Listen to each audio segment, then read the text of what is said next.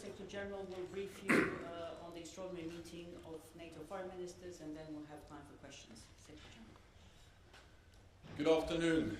We have just finished an extraordinary meeting of NATO foreign ministers. Russia is carrying out a brutal and unprovoked invasion of Ukraine, which NATO and the whole world condemn. This is the worst military aggression in Europe for decades.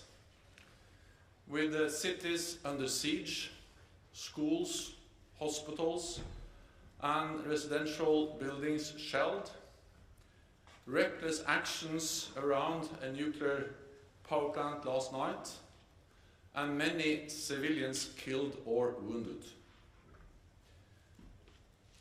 The days to come are likely to be worse, with more death, more suffering, and more destruction.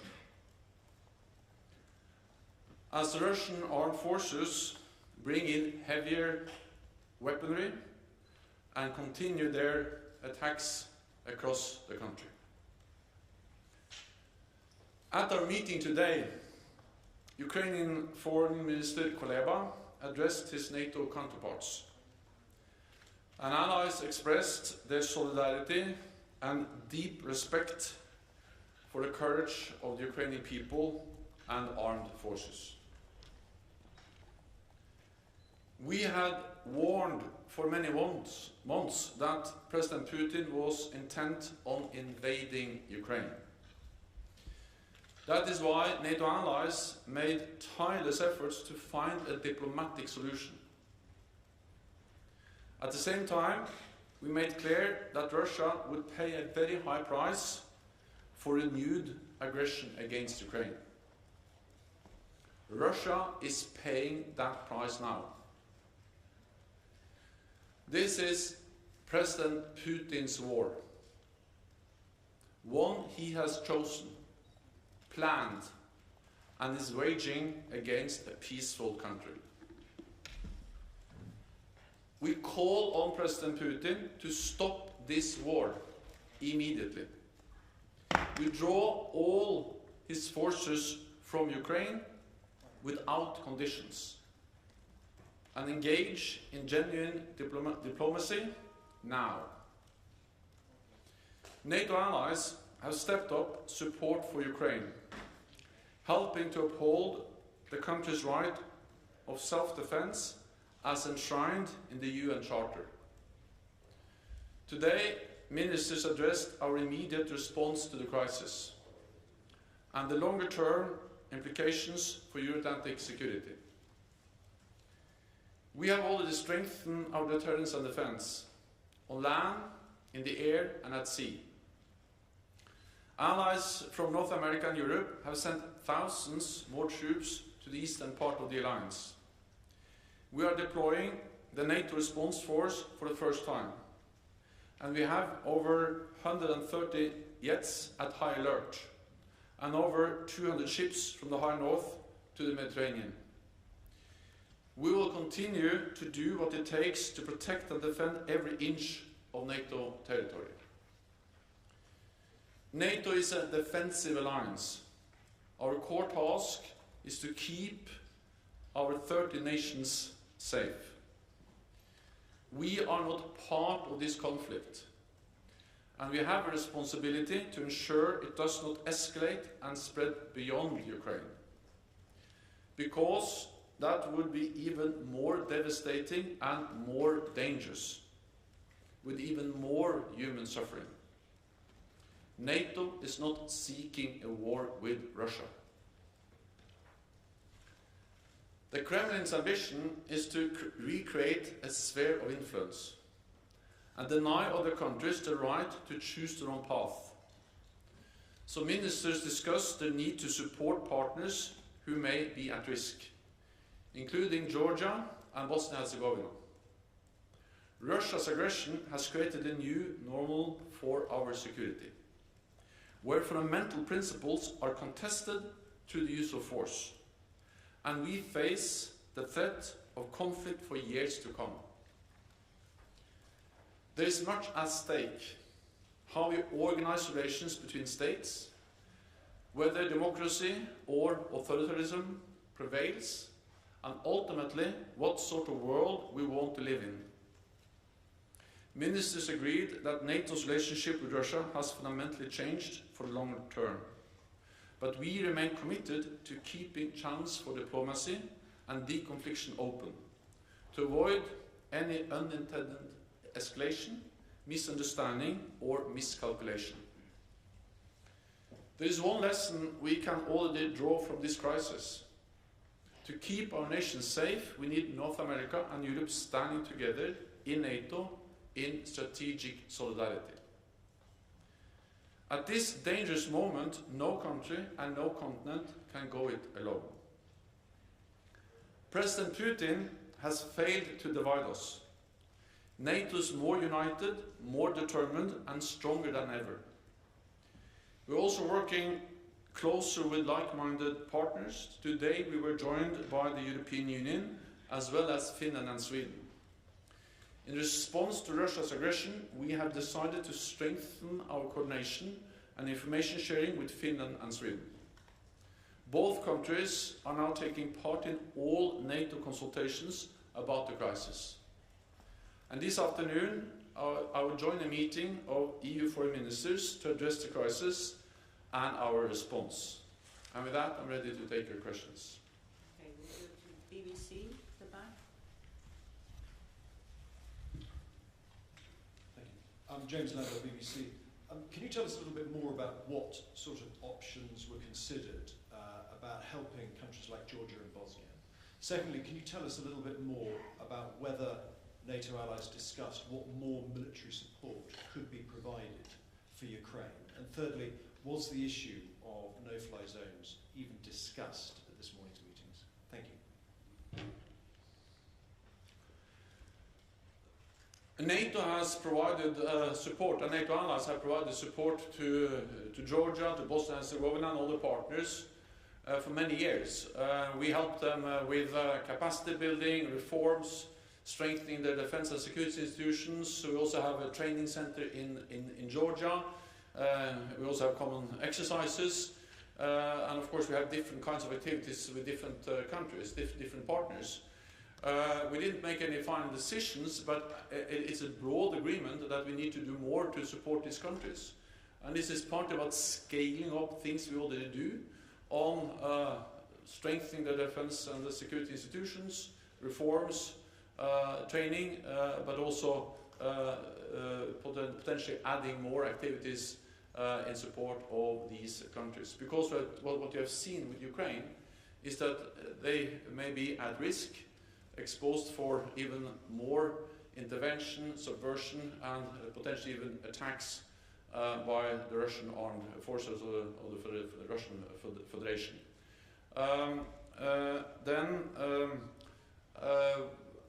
NATO allies provide support to Ukraine.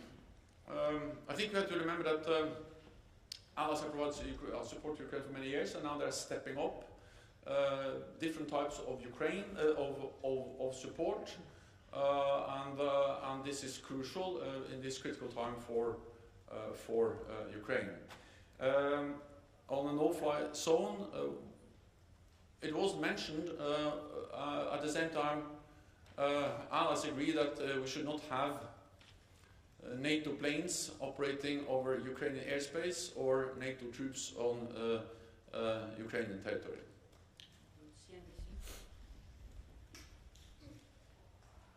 Thank you, Secretary General Steve Sedgwick, CNBC. Is there any evidence that the support that NATO and its allies have been pouring into Ukraine so far is going to change the tide of battle? Although the Russian advance has slowed in some places, it is still advancing. Is there anything that NATO is doing that actually could possibly turn the tide in the battle in Ukraine? And secondly, if I may, sir, have the events around the nuclear facility, the nuclear plant in Ukraine, and the ramifications from that changed the mindset of NATO at all? I just wondered what the conclusion was in the meeting about that. Thank you. The reckless actions around the nuclear power plant last night just highlights the danger of this war. war is dangerous, and to have military operations, conflict, fighting going around the nuclear power plant adds to the danger. This just makes it even more important that President Putin end his war and withdraw all Russian troops from Ukraine and engage in diplomatic efforts in good faith. So that was the message from ministers today, and it's just underpinned by the potential danger of also a nuclear disaster related to this war, or as part of this war. Your first point was about, is there anything about the military ammunition supplies that are going into Ukraine? Is that changing the battle at all? Is it likely to? Yeah. What we've seen is that President Putin totally underestimated the strength of the Ukrainian armed forces. And they have been able to push back, to fight back, and to slow down the Russian advances. And this is first and foremost a result of the courage of the Ukrainian armed forces, and also the support and the courage of the Ukrainian people and the leadership, President Zelensky, which is really strengthening the morale of the Ukrainian armed forces and the Ukrainian people. We have helped them because NATO allies have trained and equipped the Ukrainian armed forces for many years. We started in 2014. And the NATO allies, especially the United States, the United Kingdom, Canada, but also Turkey have provided equipment, military aid, and we have trained tens of thousands of Ukrainian forces. And they are now on the front line. So this support has proven to be crucial for the strength of the Ukrainian army. And we are now stepping up support with more supplies. And I think also we have to realize that compared to where the Ukrainian army was in 2014, the training NATO allies have provided, the equipment NATO allies have provided since 2014 has made the Ukrainian army much better trained, much better equipped, much better commanded, and much stronger. And this is the reason why they are able to push back the way they are able to do. Okay. Go to Interfax Ukraine.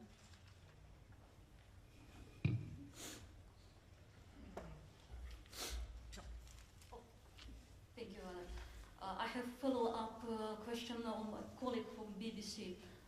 Secretary General, even General Breedlove, former SACEUR, expressed an opinion that NATO and US have to provide, as soon as possible, help to Ukraine and to close partially with humanitarian purpose only sky in Ukraine.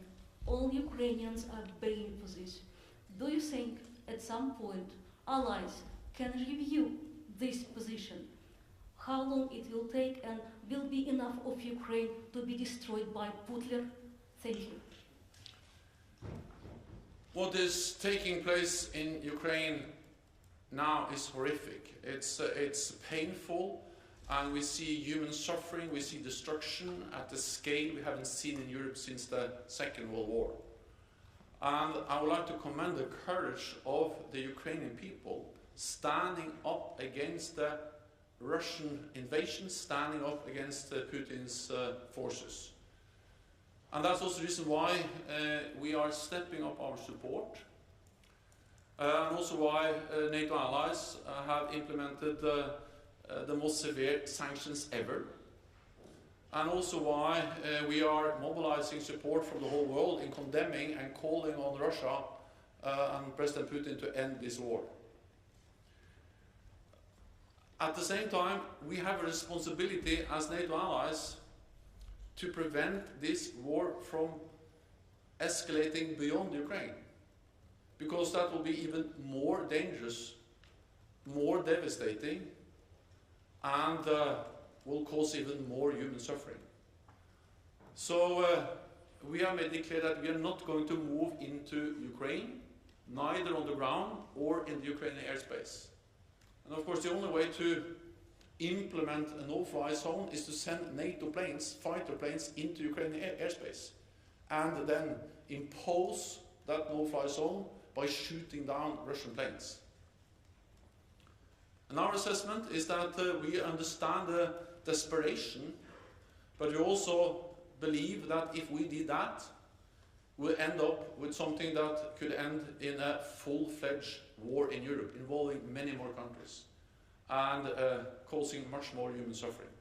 So that's the reason why we make this painful decision to impose heavy sanctions, provide significant support, stepping up support, but at the same time not involving NATO and NATO forces directly in the conflict in Ukraine, neither on ground or in their space. Spiegel. Markus Becker with Der Spiegel. Mr. Secretary General, you said that the aim is to make Mr. Putin withdraw his troops unconditionally. So what if he doesn't comply? Is there any other off-ramp for him? You can think of any opening for negotiations, and if the sanctions don't make him back down, is there a plan B or even an exit strategy for the West? So we are imposing severe costs on Russia, as we warned. We told him, President Putin, that if he invades Ukraine once again, there will be significant costs for him to pay. And that's exactly what we are doing now with unprecedented sanctions. Of course, these will also have long-term effects, and they are working also over time. Then allies are providing support, humanitarian support, financial support, but also military support to Ukraine, helping them to withstand the Russian invasion. And then, of course, together with the whole world, the UN General Assembly, we are also calling on Russia to engage in diplomatic efforts, to see if there are any political off-ramps, a way out. But then Russia has to sit down in genuine diplomatic efforts to find a solution. So far they have not been willing to do so. A minimum should be to find agreements on a humanitarian corridor or humanitarian corridors to get civilians out and humanitarian aid in. I hope that at least that could be a first step, and I welcome all efforts to try to find some kind of agreement on humanitarian support. Dominika Jasic, let me go back to rumors from a few days ago about Poland and Bulgaria. It was rumors in media that Poland and Bulgaria allowed gave some military fighter jets to Ukraine and allows Ukraine to use the military airport. Could you comment this, and could you also comment the remarks of Latvian Minister of Foreign Affairs, who told for the BBC that NATO should consider all options? Thank you. We had a meeting of NATO foreign ministers today, and I had the NATO summit on Friday. And in both those meetings, I have clearly stated that we should support Ukraine. We should continue to provide, also NATO allies should continue to provide military support to Ukraine, different types of support. But we will not be part of the conflict. Convey that message because I strongly believe that if NATO become directly involved in the conflict, we will see more human suffering, more civilians killed. And that's the reason why we need to step up support, impose heavy sanctions, call for Russia to engage in a political solution, but not involve NATO. Our main responsibility, our core task, is to protect and defend 1 billion people living in 30 allied countries. We are doing that by increasing the presence of NATO forces in the eastern part of the alliance, deploying for the first time the NATO response force, but we are not going to be part of the conflict with Russia in Ukraine. Well, I met President Duda recently. We discussed many aspects and challenges related to the Russian invasion, brutal invasion of Ukraine. And you saw the statement from President Duda on the Wask airbase that Poland is not planning to send in any airplanes to Ukraine. Okay, we'll go to Al Jazeera. Secretary General, on his way in, the Latvian Foreign Minister said it was time to go from a deterrence mission to a full-scale defence mission. So, was there any discussion of sending further troops in addition to the ones that you've deployed in recent weeks? And as you talk about a new normal, was there any discussion of making some of the recent deployments permanent? We need to distinguish between NATO's immediate response and longer-term adaptation of our posture in the eastern part of the alliance. When it comes to the immediate response, we have already significantly increased our presence. We're now over 200 ships from the high north to the Mediterranean, 130 planes on high alert, and thousands of more troops. I recently visited NATO troops, US troops, German troops, and other troops in Romania. I met them in Estonia and also in Poland. So this is the immediate response, and we will do what it takes to defend and protect all allies, and if needed, we will further increase that presence. But at the same time, we started at the meeting today. The discussion about the more longer-term changes to our presence, posture, deterrence and defense throughout the alliance, but especially in the eastern part.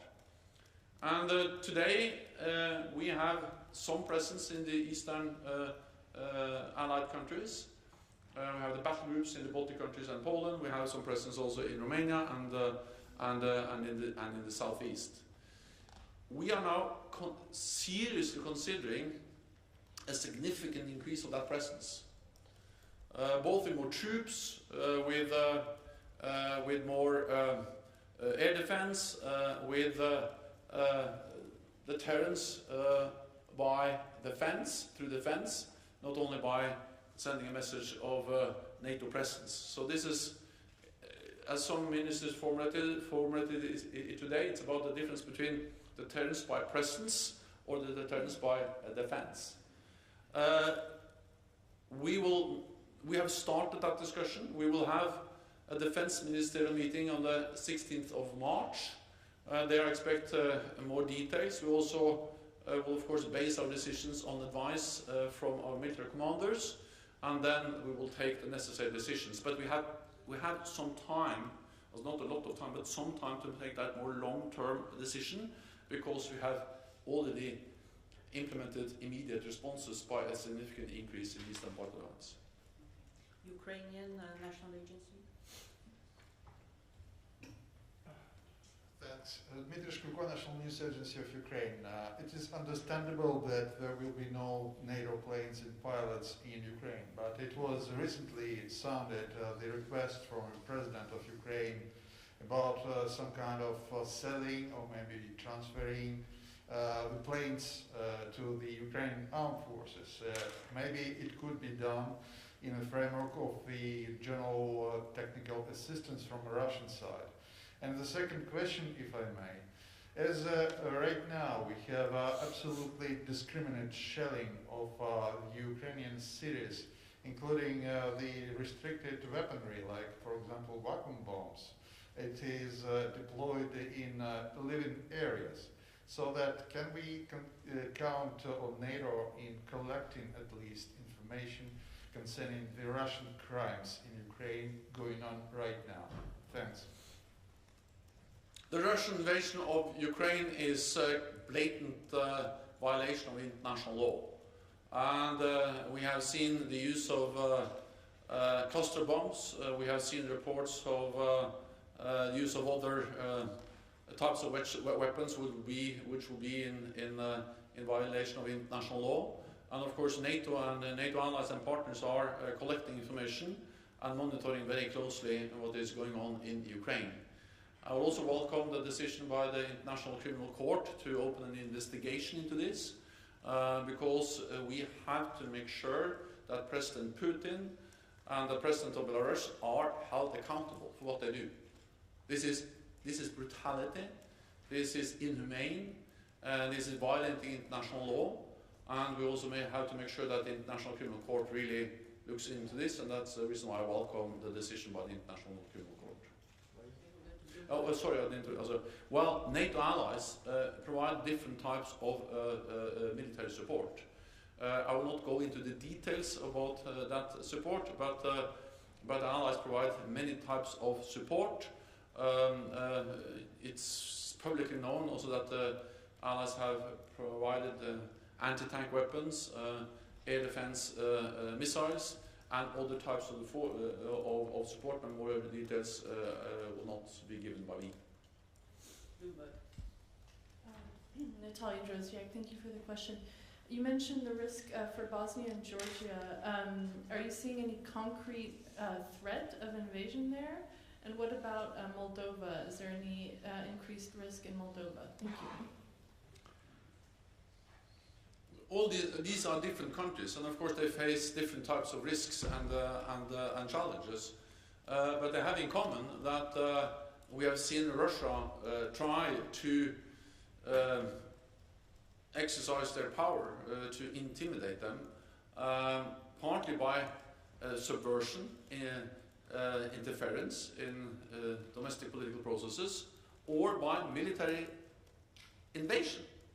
Georgia has been invaded by Russia, and Russian troops still, in reality, control parts of Georgia, Abkhazia and South Ossetia. In Moldova, in Transnistria, which is part of Moldova, there are Russian troops without the consent of the government in Moldova. So, and then in Bosnia and Herzegovina, we see a very fragile and unstable situation, with inflammatory rhetoric and serious challenges to the unity of that state.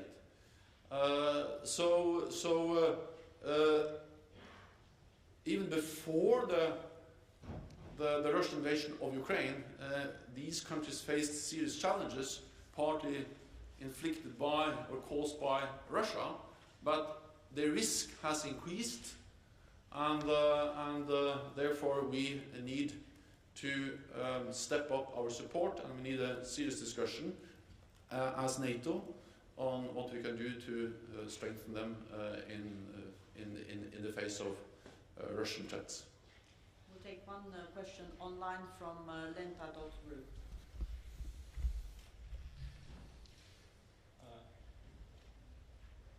Dmitry Stotek, Lenta.ru, Russian online media. Previously, NATO representatives stated that the alliance is ready to discuss strategic stability issues with Russia.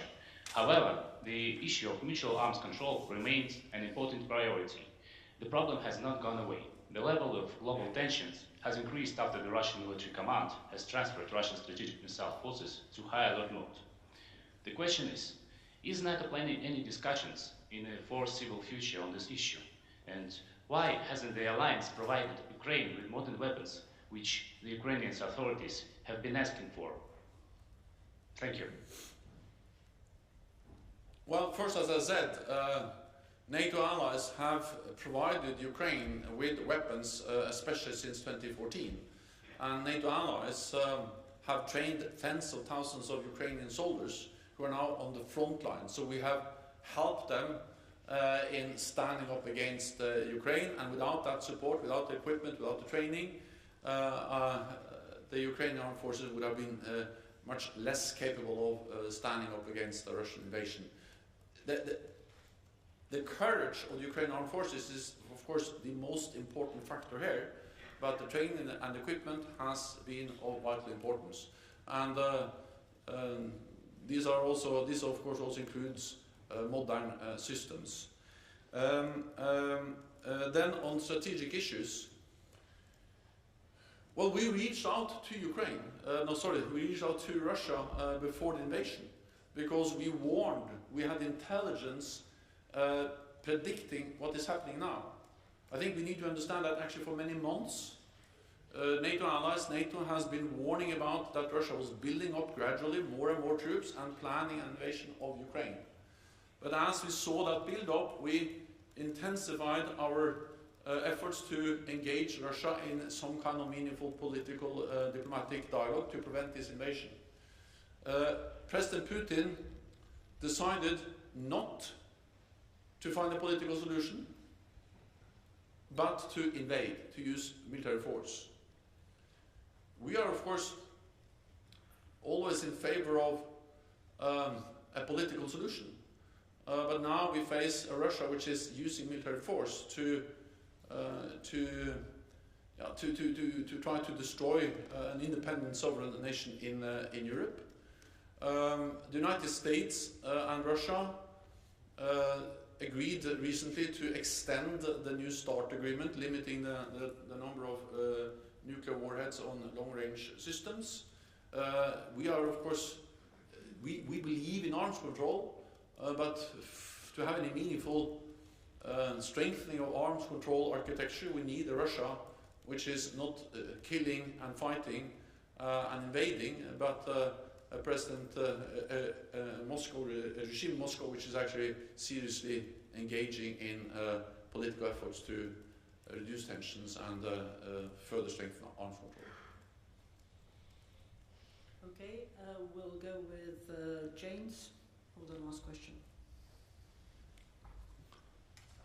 Yes, Brooks and James Defense. Sorry to hit you with another weapons question, but this really is the crucial issue right now. As you know, the EU is sending financing $500 million, and Poland's the coordinator, which makes me wonder, considering that this new rogue state could attack any country now, my question to you, should NATO create a new permanent structure, or at least designate the allies on a permanent rotating basis to coordinate bilateral weapons transfers from the allies to anticipate the next crisis? Thanks. I don't mean the trust funds, and I don't mean ad hoc consultations during ministerial, but something permanent. Thank you. So we should always have an open mind to what kind of structures we should have to support partners and countries at risk. At the same time, I think we need a pragmatic approach. And what we have seen over the last years, for instance, in Ukraine, is that NATO provided some types of support. We had an office in Kiev. We were focused on modernizing the defense and security institutions, command and control, logistics, cyber, and also we helped them with some naval capabilities. So NATO as an institution provided important help to Ukraine over many years, and we still do. But then, on top of that, individual allies provided more of the lethal aid, more of the military training. And again, I don't think actually it is so important exactly how we organize this, as long as the country in need receives the support and help they need. And over the years since 2014, there are many, many thousands of Ukrainian troops, forces, which are trained at the top level by NATO trainers, special operation forces. And they have advanced equipment, and they know how to use it. We help them with cyber defense, with command and control communications. So it is this combination of something we do as an alliance with the NATO structures, something we do consulting each other, but it's provided bilaterally from NATO allied countries. And it has been especially the United States, the United Kingdom, and Canada, who has provided most of the equipment and most of the training. And then Turkey has provided some key capabilities, including drones, and also some of the Baltic states have provided some military support before the invasion. Then after the invasion, we have seen many more allies stepping up. So I don't know whether I really answer your question, but we should be pragmatic regarding exactly how we organize this, as long as NATO and NATO allies are able to provide support to allies, to partners in need. Thank you very much. This concludes this press conference. Thank you.